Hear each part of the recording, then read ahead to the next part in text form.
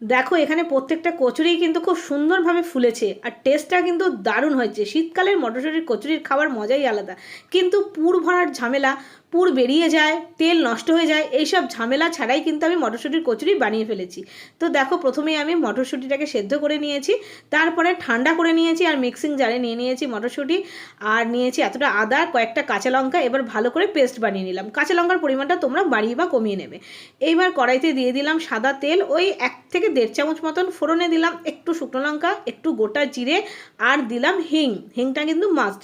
যখন ফোড়নের একটা সুন্দর গন্ধ আসতে শুরু করে দিয়েছে, বেশ গোটা জিরেটা চড়বড় করে উঠেছে, আর তখনই কিন্তু আমি মিক্সিতে বেটে রাখা মটরশুঁটির পুরটা দিয়ে দিলাম, মানে পুরটা বানিয়ে নেব।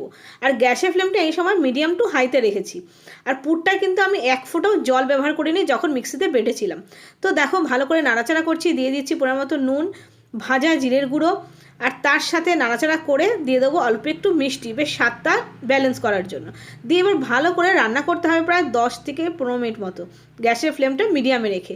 যতক্ষণ পর্যন্ত কড়াই থেকে দেখো রান্না করতে করতে উঠে আসবে, বেশ সুন্দর একটা কালারটাও একটু পরিবর্তন হয়ে যাবে, আর কড়াই থেকে ছেড়ে ছেড়ে আসছে, তখন রান্না হয়ে গেছে। আমি একটা বোলের মধ্যে নামিয়ে নিয়েছি, আর দেখো ধোয়া উঠছে, ঠান্ডা করার জন্য অপেক্ষা করছি। ততক্ষণে আমি এখানে ময়দাটা মেখে নিচ্ছি। আমি এখানে ময়দা আর আটা সম পরিমাণে নিয়ে নিয়েছি।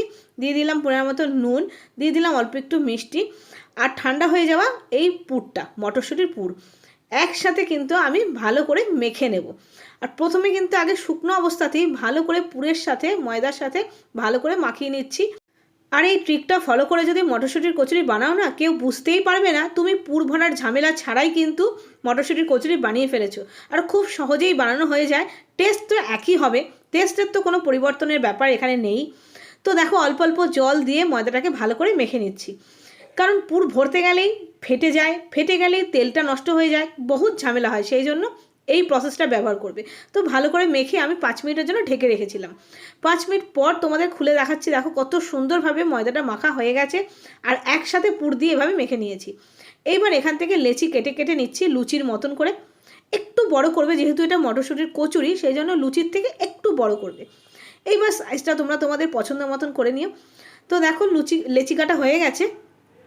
এইবার আমি নর্মাল যেরকম লুচি বেলে সেরকমভাবে হাতে একটু তেল নিয়ে নিয়েছি, নিয়ে বেলে নিচ্ছি। এই প্রসেসে মটরশুঁটির কচুরিটা বানালে না খুব তাড়াতাড়ি হয়েও যায়, আর খেতেও ভালো লাগে। আর শীতকালে আমাদের মটরশুঁটির কচুরি তো বাড়িতে প্রত্যেকের হয়েই থাকে, কারণ এটা খুবই প্রিয়, আমাদের প্রত্যেকেরই ভালো লাগে। আর এর সাথে যদি হয়ে যায় আলুর দম, তাহলে তো কথাই নেই। তো দেখো এইভাবে বেলে নিলাম, বেলে নিয়ে এইবার ভাজবো। তেলটা গরম করে নিয়েছি, ভালো করে প্রথমে তেলটা গরম করে নিয়েছি। আর গ্যাসের ফ্লেমটা কিন্তু হাই করে লুচি ভাজবে বা কচুরি ভাজবে, তাহলে কিন্তু প্রত্যেকটা লুচি বা কচুরি কিন্তু ফুলবে। দেখো এরমভাবে কিন্তু ফুলে উঠেছে, প্রত্যেকটা লুচি কচুরি ফুলবে, আর ফেটে গেল না, কোনো ঝামেলাই রইল না, খুব সুন্দরভাবে তৈরি হয়ে গেল। আর দেখো সুন্দরভাবে ফুলে উঠেছে। আর গ্যাসের ফ্লেমটা হাই করে করবে, তোমাদের বললামই। আর আমি বাড়িতে সবসময় মটরশুঁটির কচুরি কিন্তু এইভাবেই করে থাকি, তাই ভাবলাম তোমাদের সাথেও একটু শেয়ার করি। তো দেখো প্রত্যেকটা কিন্তু ফুলেছে। আর এইভাবে বানানোর জন্য স্বাদের কিন্তু কোনো পরিবর্তন হবে না, না বললে কেউ বিশ্বাসই করবে না যে পুর না ভরে একবারে ময়দার সাথে মেখে বেলা হয়েছে এই মটরশুঁটির কচুরি। তো কেমন লাগলো তোমাদের? আশা করছি ভালো লেগেছে, পছন্দ হয়েছে। যদি পছন্দ হয় তাহলে অবশ্যই করে আমার চ্যানেলটাকে সাবস্ক্রাইব করো, লাইক দিও, কমেন্ট পাঠিও। তো আজকে এই পর্যন্তই, দেখা হচ্ছে আরও নতুন নতুন রেসিপির সাথে। ততক্ষণের জন্য বাই বাই।